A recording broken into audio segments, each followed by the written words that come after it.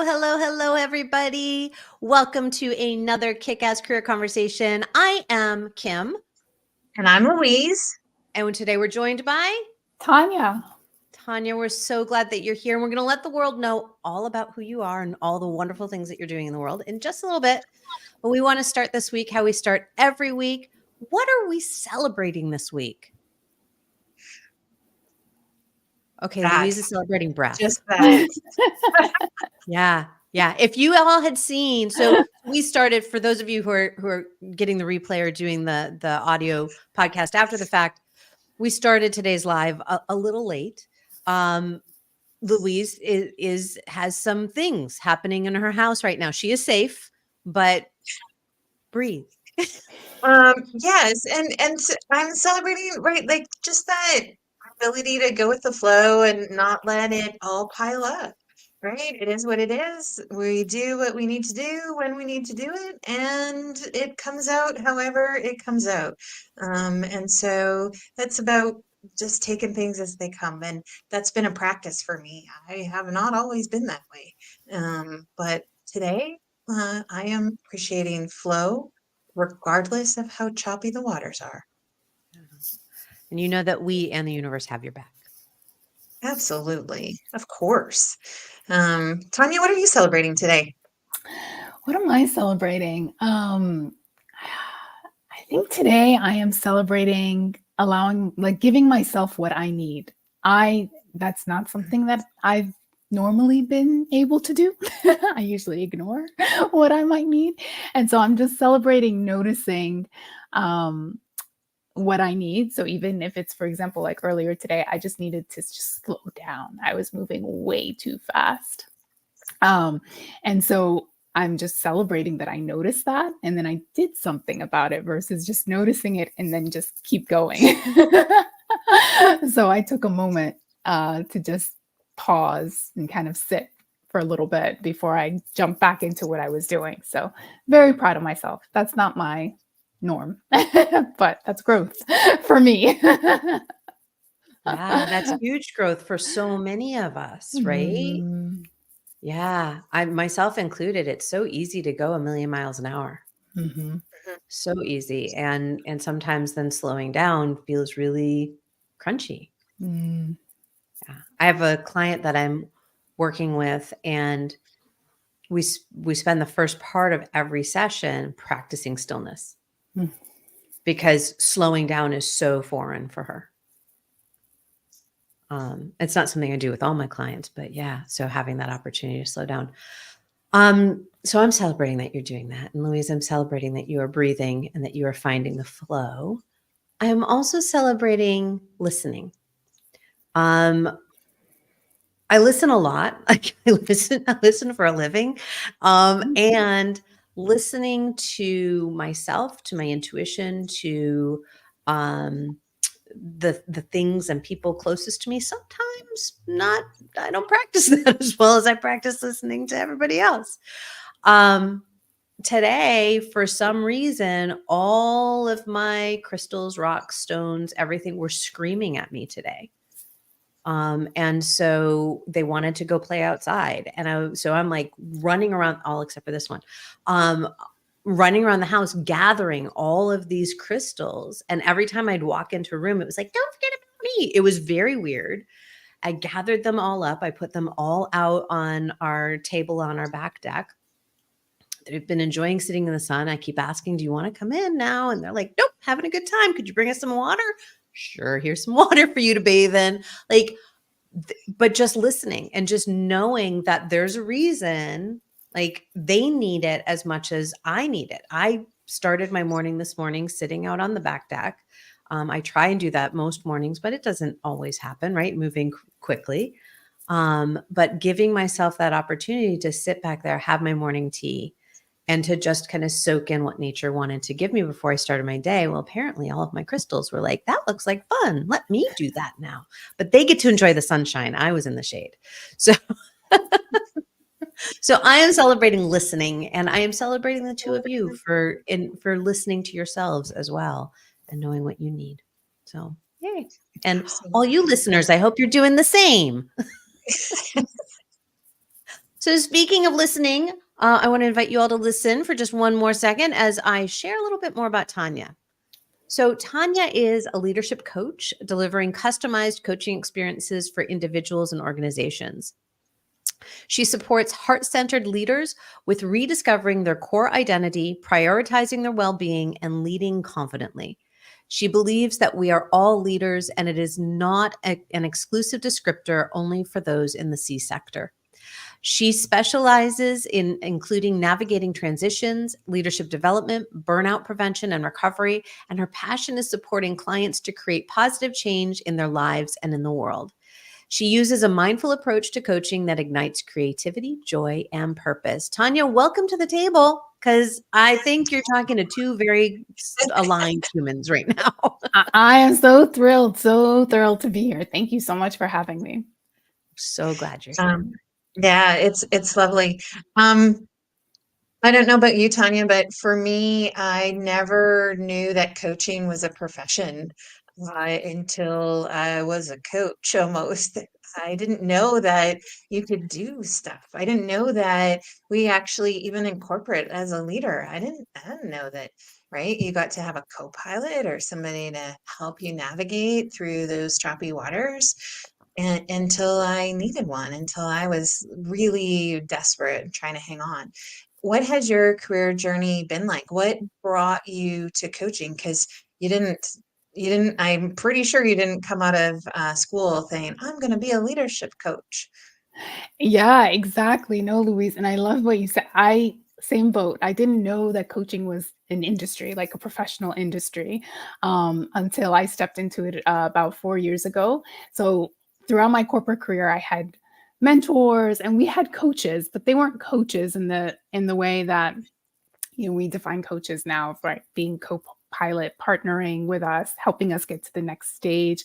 And but I will say, being very ambitious, being very kind of a go-getter throughout my career, I spent a lot of time learning from folks and then also really getting very excited about helping folks, right? As coaching in the sense of more consulting and mentoring than actual coaching, right? Kind of telling folks, why don't you try this or why don't you experiment with this, right? And so when I landed into coaching about 4 years ago, the first thought I had was like, wow, but I've kind of been doing this my whole life. I'm the oldest of three, being the oldest daughter, being one of the oldest cousins. And I did a lot of that. But again, like I said, I didn't know that it was a complete professional industry. And the way I got into it was I myself was at a crossroads. So I spent about 17 years in corporate. Management consulting, and then before that, international development. So worked a lot abroad on aid projects and international projects, and then consulting primarily with the public sector. So with the federal government, with state government, with local government, and then also with some commercial clients. And I was at a crossroads thinking about, do I want to do this for the rest of my life? Like it was about 5 or 6 years ago. I remember it very clearly because I remember having a conversation with a leader in my organization.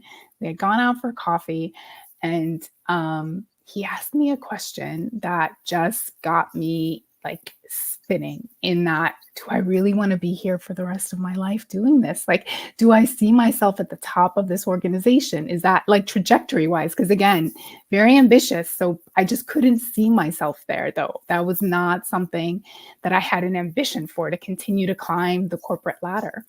So I was doing a lot of introspection and trying to figure out, okay, do I stay where I am? Do I go somewhere else? What do I do? Do I even want to continue with consulting? So I talked to a lot of people in my network, a lot of colleagues, a lot of conversations. And then just a dear friend had just dropped the question of, it's like, have you thought about coaching? And I was like, coaching? What's coaching? And off I went with my, doing all the research, gathering all the information, figuring out what the heck all of this is. And it just really resonated. There was something about it that I was like, wow, I really do want to explore this a little bit further and see what this could look like. So the first step I did is I went and got certified as a coach. I went to a coach training school, got certified. It was a 9-month program, really enjoyed it. And I didn't know where I was going to go. Like I only could see the first step. I couldn't see the other steps. I was like, this is what I'm going to do. And then I did that, and it was a huge personal development journey for myself. Not only was I learning the skills of coaching, but I was going through my own journey, which, again, to be completely transparent here, I didn't anticipate or expect at all. So talking about discomfort, there was a lot of discomfort of like things that I was uncovering and things that I was learning. Anyway, so long story short is I went on that journey, and then starting my own business, exploring what that would look like. I started my own business doing independent consulting because I didn't think I was going to do coaching full time. And then again, through that self-discovery journey and through kind of my own exploration, I was like, no, I can do this full time. I'm going to go all in on this coaching thing. I'm going to see what I can do. And so I've been figuring it out ever since. So I want to know the question that colleague of yours asked. Yeah. So, and I think he asked this question because he was nearing this age. He asked me, where do you see yourself when you turn 50? Now, this was 5 years ago, so I hadn't even turned 40 yet. I'm 44. I was about 36, 37. And he asked me the question of, where do you see yourself when you're 50? And the reason that question hit me so strongly was I lost my mother when she had turned 50. She had just turned 50 and she passed away. So when he asked me that question, what was flashing before my eyes was, oh my gosh, my mom died at 50. And then the other image that flashed before my eyes is, how old are my kids going to be when I'm 50? Those were the two things that that really got me just thinking, right? Because it put my kids, 18, 20, like out, so I'm like, am I spending the time I want to be spending with them now? So it just had me going through all this, just all this reflection that I think it was just the timing of it and just, where I was, that it just created me going in a little bit of a spiral. Who am I? What am I going to do? Yeah. Right. And it's usually that way that we think we know, or we only know what we know. And then something happens and it shakes us a little bit. And then all of a sudden, yeah, it feels like a spiral, or it feels like, oh, like, well, this isn't at all what I expected or what I thought. And to really lean into that curiosity piece to say, like, right, like, I might not know, but where can I find, right, some more answers, or maybe even some more questions, to really just keep moving and not let that spiral sink you down, because it can happen quite easily. Absolutely. Yeah, absolutely. So as you were going through that process, and you didn't use the words burnout for yourself necessarily, but right, as you went through that process of unpacking what may be for you in your future, or doors that could be opened for you in your future, there had to have been some healing that was going on. Like, you're alluding to that. And I'm curious what that process was like to start healing yourself in your mid to late 30s. Yeah, it's such a good question. And healing is definitely something that I didn't think that I needed. Again, I didn't have the words for that was something that I needed. And working in such a fast-paced, high energy environment, and then also being a mom and transitioning into being a mom when while working full time and all those things, then having lost my mom, there were a lot of big like life events that happened, that what I did is I just kind of went through them, right? I didn't take time to stop, slow down, process, right? I was just, let's get going, next thing, right? And what that didn't allow for is that I went into basically autopilot. I was just doing all the things because that's just what I do. I know how to get things done. And even at work, I was usually the go-to person of, let's figure this out. If something wasn't working, or if there was a team that wasn't collaborating or whatever, it was like, get Tanya on this, right? And I was going to figure it out because I was going to get it done. And I think when I went on my own personal development journey and started kind of unpacking some of these things, one of the big pieces was I realized that there was so much that I hadn't processed from when my mother died. When my mother passed away, there was a lot that I just kind of pushed through because my mom died. 10 months later, I had my first child. And then 3 months after that, I was promoted and I was leading a large team. So all these, they were, big things that I was feeling all these different things. And again, then I didn't have the words for them. And so being able to unpack them, identify them, allow myself to feel what I was feeling. And I often do say, even with the loss of my mom, she's been gone now for almost 15 years. It'll be 15 years this summer. Probably 5 years ago, I wouldn't be able to talk about her this way without crying or without shutting down or without saying, I don't want to talk about this anymore.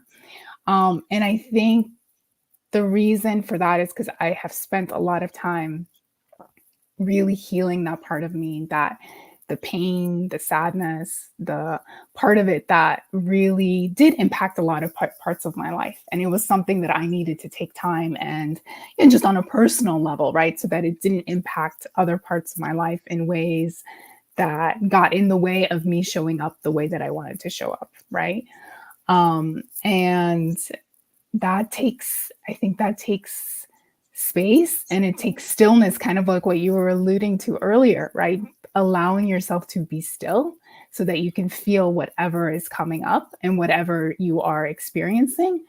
And so that is what my own personal journey involved, is allowing myself to let myself feel whatever was happening and having the words for it and being able to express it, process it, right, before moving to the next step. Yeah. The struggle to figure out how to do that, right? How to move through that, how to process it, how to take it from inside. I'm touching my throat here because that's where things get stuck for me. It's right here, right? That they wanna bubble up and then they stick. And then we wear it, right? It gets heavy and it prevents us from, you said the words, like showing up the way that we want to show up. And that's usually that first trigger, I think, like when we can stop to say, hey, like, am I really showing up in this space in the way that I want to? And I'll kind of unpack that. So I see that in a lot of my clients, right? In a lot of my leadership clients where they come to the table and they're, a part of a leadership program and they have coaching and sometimes they don't know what they are going to be doing in the coaching. And we can start talking about like where it's heavy, right? And that often is around this idea of that we're carrying these things that we actually just don't realize or don't recognize. And it's trauma. It's big T trauma or it's small T trauma, but it's these things that have happened and we haven't been able to process them, to move through them quickly. Do you see that often in your space too, Tanya? Absolutely. Yeah. A lot of the clients that I work with, one of the big questions that I often ask when they're talking through something is, well, how do you feel about that? And oftentimes that question by itself is that, what do you mean, how do I feel about that? Right? Like there isn't words for it because oftentimes, especially coming out of the corporate space, we don't talk about feelings, right? Feelings is not, at least that was my experience. There were select few colleagues where you would, right, if there was frustration or sadness or anger, but oftentimes it was like, just put on a happy face and keep going, right? Especially as a leader, if you're leading a large team. And so with a lot of the clients that I work with, one of the big things is emotional agility and like just emotional, like intelligence, being able to name the different feelings that they're experiencing so that they can allow it to kind of like process through their body so it doesn't get stuck. And so I work with a lot of my clients on that. What does it look like to allow whatever you're feeling to just kind of go through you, and finding different ways and strategies or tools or whatever it might be for you to process it, right? It could be journaling. It could be something physical, more movement, going out and taking a walk. It could be meditation. Everyone is something different. But having the words, I think, first for what you're feeling and what you're experiencing is something that I work quite a bit with clients. And I love, Louise, that you shared about that, about your own experience, about your, your throat and things kind of getting stuck. Because I've seen that with clients too. I work with clients on a lot of like finding their voice, like being able to speak up, for example, or being able to say no. And oftentimes it takes time to do that, but oftentimes something is there, something is holding back, and it's either something that they haven't addressed or processed that's preventing them then from using their voice, finding their voice, right? It's that the throat chakra idea, right? From yoga is that it's stuck there. So something's getting in the way, and you have to allow for it to work its way through you so that you can open up that space. And so oftentimes give clients the vocabulary to be able to process that. It's so interesting what you're sharing. I'm 100% yes. And we have this, societally, we have what is known as kind of breaking, right? We break the ability to have a feeling. So we don't have the words. We don't know how to define it. Even if you give somebody a feelings wheel, which is this thing that like has all of these different words on it that talk about different types of feelings. Even if you give somebody a feelings wheel, they very often can't truly identify what it is. And then you ask them like, well, what are you experiencing in your body? That's even hard for people to get to that place of what's going on. And the reality is before we can ever even cognitively say what we're feeling, we have to experience it.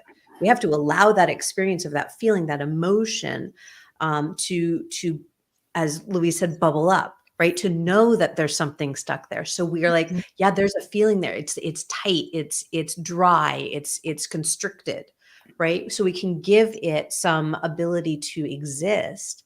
And then through that process of saying, okay, we don't actually want to turn away from it. We don't want to dim it. We don't want to turn it down. We want you to experience it and experience it fully. Mm-hmm. And that is so much when we're talking about this place of, right, how leaders heal. This is what we're talking about today. Creating space for healing, creating space and time. We started by talking about how fast we move, but creating space and time for where we can process, where we can say, okay, there is something stuck here. I need to slow everything down so I can actually feel it, experience it, and let it process through.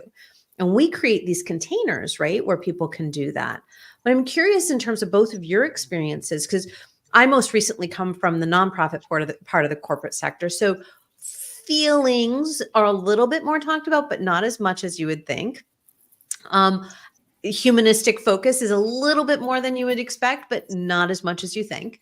And, but coming from this place of like creating space and time and, lack of a better term, normalizing, air quotes, normalizing, taking time and space to process through something, whether it's a thought, a feeling, emotion, something that's stuck, or just what somebody says. Mm-hmm.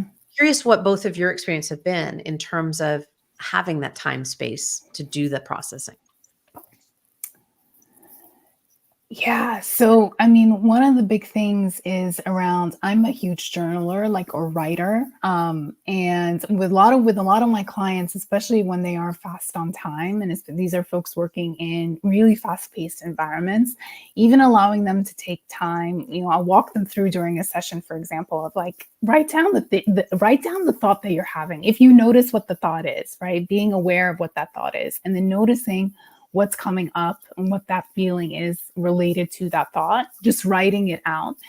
That seems to help sometimes to just get them to separate themselves from the thought or the feeling that they're having so that they can look at it in a way that's without judgment is another kind of language that I use is like, what does it look like? Okay, what are you thinking? What's going through your mind, right? And so it's like even the act of writing it, even if you could take like 5 minutes, and that's the other thing. I start small with a lot of my clients, and I have found myself do it too, and it's worked for me, especially with, like, for example, like nervousness or anxiety.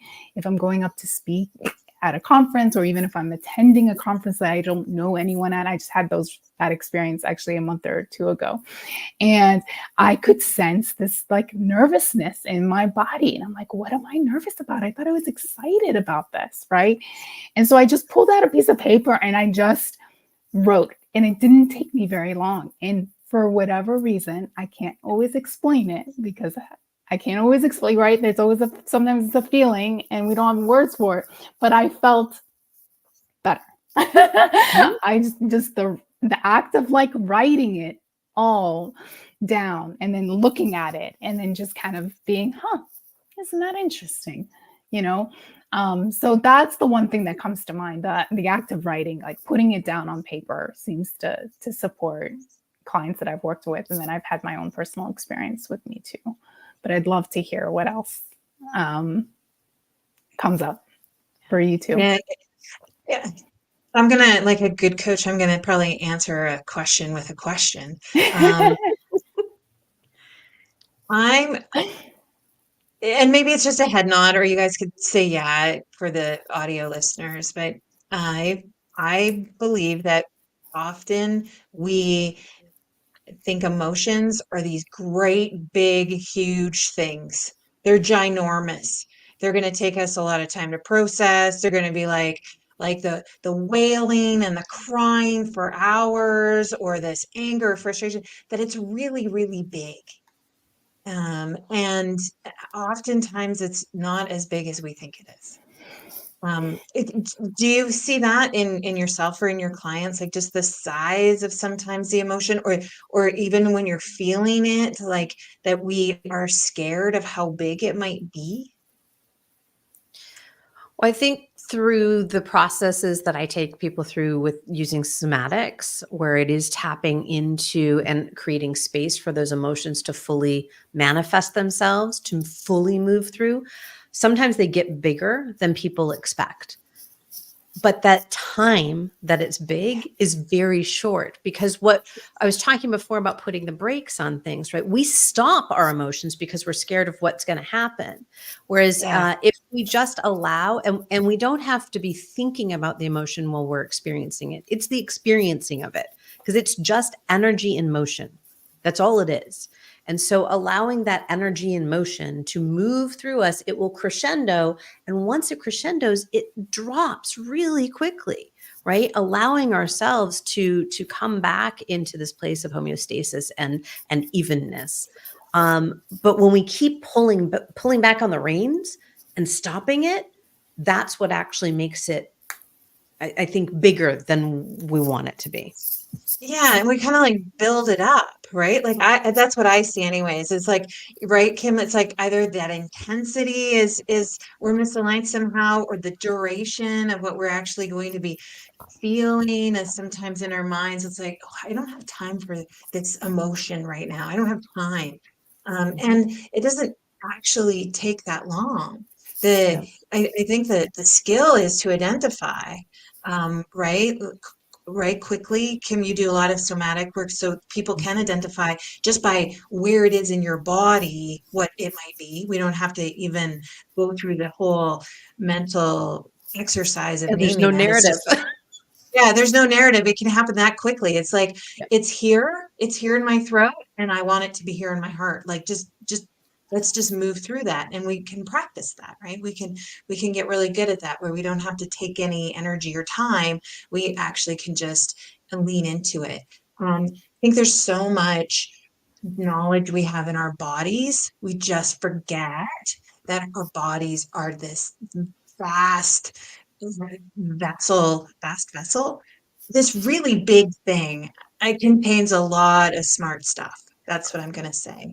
And for me, in my journey in understanding emotion and what's that thing in my throat and all of that kind of stuff, has been a lot of improv, has been a lot of me leaning into how can I actually move through this space without thinking about it.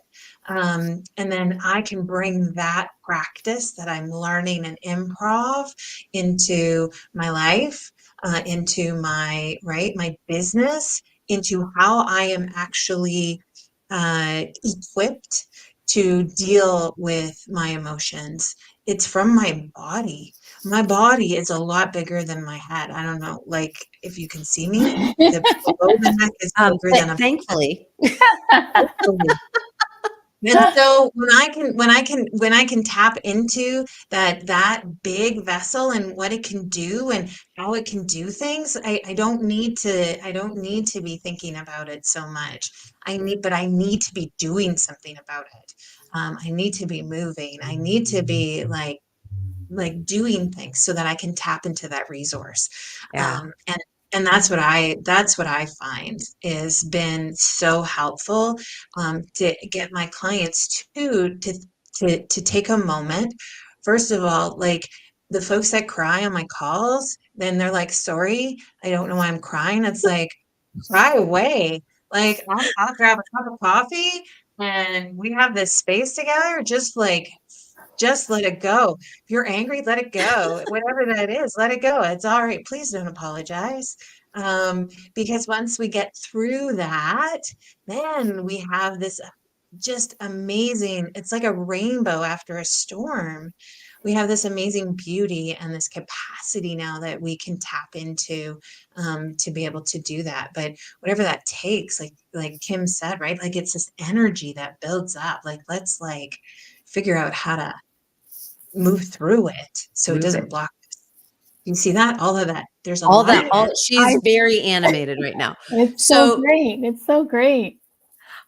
two quick things. I want to share a note that somebody dropped over on Facebook, and I was laughing while you were sharing that, Louise, because the number of my clients who have not threatened me, but they're like, why do I always end up crying? I don't ever cry. I'm like, it's okay. So also in human design, I'm emotionally defined. So I am here to hold that space for you so you can process through. So Ruby shared over on Facebook that breath practice is what she uses first. And her clients, she's a yogi, and her clients are birthing that sensation that they're experiencing. Words then begin to follow because they're able to describe it. And somatic work is a beautiful way to find the emotions and then process it. And she does that through yogic practices, which is an amazing way to do that work as well. So I'm curious, Tanya, we're talking about all of this, and in your experience, either personally or with your clients, kind of what did you notice in terms of once somebody has started to process this through, whatever this is, right? Mhm. For you, part of it was your mom. It was also probably the birth of your child and a promotion, like all those things. Once we've started to process that through, what starts to happen for us in your experience? Yeah, yeah. And I love the image that I just want to go back real quick to the image Louise saying about like getting into our body versus outside of our head. And that I will say is that experience of even like being able to get into your body. I think a lot of my clients are challenged with because they spend so much time in their head, right? And allowing for remembering that, oh, my head is connected to my body and it's sending signals up and down constantly, right? Is so important. But I think once we're able to process, right? And I've had instances where with clients and myself too, but with clients with the tears, right? I used to be one that would hold back the tears. I remember having a coach very early on that had me cry like profusely in a session because she took me from my head to my heart. Right. It was this journey down. And I was holding back tears. I wanted to hold back the tears. And that was a breakthrough for me. And so what happened after that was that I was just more clear. There was just more clarity. And I've seen that with my clients as well. And interestingly enough, oftentimes we coach folks that are either similar to us or are where we were like a few years before, that they also hold back tears. And then I just hold the space and like the tears are just something is releasing out of your body when you cry, right? And something is just wants to get out. And what I've noticed is after that, there's this level of clarity and this level of also just like being okay with inside themselves, understanding that, okay, this is something that's wanting to get out, something that I'm experiencing. And I can now kind of see things clearly from where I want to go next, right? It doesn't happen right away. It doesn't happen necessarily in one coaching session or one day or anything like that. But it's just, there's this almost this just like aha and this clearness that happens because we've allowed, it's almost like, how can I describe it? It's like something has just, we've created space, like literally space, be it emotional space. And we talk a lot about like clutter, right, in our homes and our physical space, but there's clutter in our minds. And then I think there's also clutter in our body of like the emotions that are just constantly like moving that we haven't allowed for. And so what comes to mind is just this clarity of, okay, I've processed what I need to process. I may continue that's the other thing is I may need to process it again and again, right, in different forms.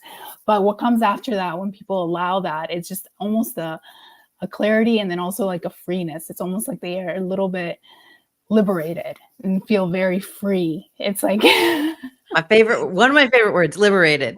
Yeah. Yeah. Well, and so what you just described there, the science behind it, right? So we walk around processing the world through our brains. Mm-hmm. We function through our brains. We make stories, make narratives. And when I say stories, I don't mean like we're making up lies, although sometimes it is, but it's not like intentional lies. When we make up these stories, these narratives, it's how we're making sense of the world around us, what's happening. And so we put so much weight on our brains. Mm-hmm. We're telling ourselves that the thing between our ears is the most important thing we're experiencing. And when we allow somebody to set that aside for even just a moment and say, okay, those thoughts are just thoughts. Tell me about the rest of your experience, right? What's going on inside your body? You're using the word feelings. I use the word experience. How are you experiencing that? What's showing up for you? And so what you just described was putting on the brakes, not wanting to let the tears out, right? Not wanting to cry. And that when you released those brakes and you allowed the crying to happen, you're actually able to allow your parasympathetic nervous system to kick in. You're able to let all of the brain chemicals settle down. And so it's not trying to do all the processing. It's noticing that you can experience something in a different way. And guess what? It processes through more quickly. Our brain is always going to slow us down. Mm-hmm. And so allowing for that to happen, we do have clarity. We do have liberation. We do have ease. I talk a lot about ease. We have ease when we're not trying to live between our ears. Right? Absolutely. Let our brains do what our brains are there to do, and let our bodies and the rest of ourselves and our energy and all of that wonderful stuff do what it's meant to do. Because we are holistic human beings. We're not just brains walking around on some sticks. Well, and the title of this episode is How Leaders Heal, right? And Yep. and when you think about like how your body heals a wound, why do we walk through the world thinking we can heal our emotional wounds with our brains? Like, it doesn't make any sense, right? Our bodies heal our wounds, right? We have this innate, beautiful ability as humans to heal. And we just don't use that part. We don't even think of leadership as having a body. Right. And Right. we think of leadership as all coming up from up here. So it's skills, it's assessments, it's right, like fill in the blank, but it all comes from here. And what we're talking about today is like, how do we build leadership in our lives, in our work, in our relationships from the body Mhm. out? How do we build those relationships? Absolutely. Mm-hmm. So looking at the time, we could continue this conversation for much, much longer. And I feel like we will be continuing it in different ways. Louise, we're going to share a little bit of that information maybe today. And so I'd love if we could just share what our takeaways are from this conversation. What are those little golden nuggets that we want to be sure that people are putting in their pocket and ruminating on a little bit longer or taking action on?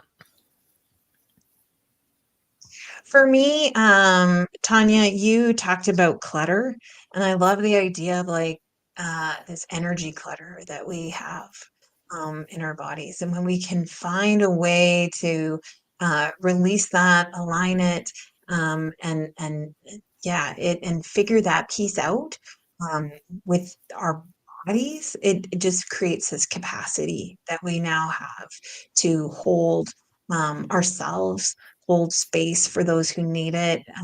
We just show up differently. So I love that. So thank you for that language and that visual that I had. It was just like all of this clutter. That was clutter that I was experiencing even before we hopped on the episode. I'm feeling a lot less cluttered now. How about you, Tanya? I love that. I love that. Thanks so much for sharing that. The thing that stood out for me is I think Louise, you had shared it about the wisdom of the body and noticing what our body is telling us, right? And not spending as much time in our head of like caught up in the thoughts or the mental or the narrative. And so what I'm taking away is this idea of noticing, right? What is happening in our body? And like even just taking time of noticing and getting curious. The visual again of the throat, right? Like if it could be the throat or it could be another part of your body, and just noticing and just getting curious about it. I think that's something that I'm taking away and something I'm going to maybe practice instead of sitting up in my head so much. What I'm Kim, how about hoping you? people yeah, thank you. What I'm hoping that people take away is that idea of creating time and spaciousness for ourselves for doing this work. Whether it's, hiring a coach and finding that time once a week, twice a month, once a month, whatever it is, to process that through. Right. It is therapeutic. It is not therapy. So for mental health wellness, also processing with therapist is also good, and highly, highly recommended. But finding different ways that we can create the space and time and prioritizing that so that we can be the best leaders in whatever capacity we lead, because we are all leaders, we are all visionaries. And so allowing us to do that from that space and time that we've created, and helping others prioritize that as well. That's where I would like people to be. So, Tanya, where in the world can people find you if they want to continue the conversation with you? Oh, thank you so much. Yes. So I do have a website. Folks can find me there. It's www.tanyajaklis.com. And I'm also on LinkedIn. So you can find me and connect with me there. I love connecting with folks and having meaningful conversations like the one we've had today. And also on Instagram, I'm also there. If that's your place where you like to hang out, come hang out with me there too. Wonderful. Louise, what do we have going on in the world? As always, we are always up to something. You can still find Kim and I every Friday here live on LinkedIn, Facebook, and YouTube, or as a podcast. You can do that as well. Next week, we are talking with Doug all around happiness equation. So that's going to be another great conversation coming from Kick-Ass Career Conversations soon to be something else. So I am dropping seeds and sowing all kinds of things in my garden. And that is what we have coming up, maybe. You'll have to tune in over the next few weeks to find out more about what Kim and I have in store for our Friday afternoons. And we hope you continue to listen. Thank you, everyone. Did I miss anything? I feel like I missed something. What did I miss today? No, you're good. You're good. Yes. So I do want people to know, to have a little bit of heads up, that we will be taking a short hiatus over the summer where you will be able to hear past episodes that we're bringing out from the archive, some of our favorites, as we are leading up to what is new for us. So please know that if you are used to catching us live, you will have to find us on all the pod channels to catch those past episodes. We will do our best to stream the past episodes on Facebook, YouTube, and LinkedIn as well. But we just want to let you know we're going to be taking a little break, which we haven't done in 2 years. In over 2 years, we've been live every week. So we're taking a summer off. So I love the power and the pause of what you, sounds We like are Yeah. creating it's a space pause. and time for some healing and for a couple of transitions that we're excited about. So I think that's it. I don't think you missed anything. Okay. Yeah. Right. Please connect with Tanya, with me, with Kim on LinkedIn or wherever you stalk people. Go there and stalk us and connect and have some kick-ass conversations. Thanks, Tanya, for joining us today. What a great conversation, and probably just the first of many, because it's such an important work that that you're doing in the world. Thank you again, and thanks everyone. Thanks, Kim. Yeah. By the way, Thanks, thank Kim. Louise. Thank you. Thank you, Kim and Louise. It was great to be with you today. Absolutely. Thanks, Tanya. And thanks for listening, everyone. We'll talk to you soon. All right, take care, everyone. Bye for now. Bye. Bye.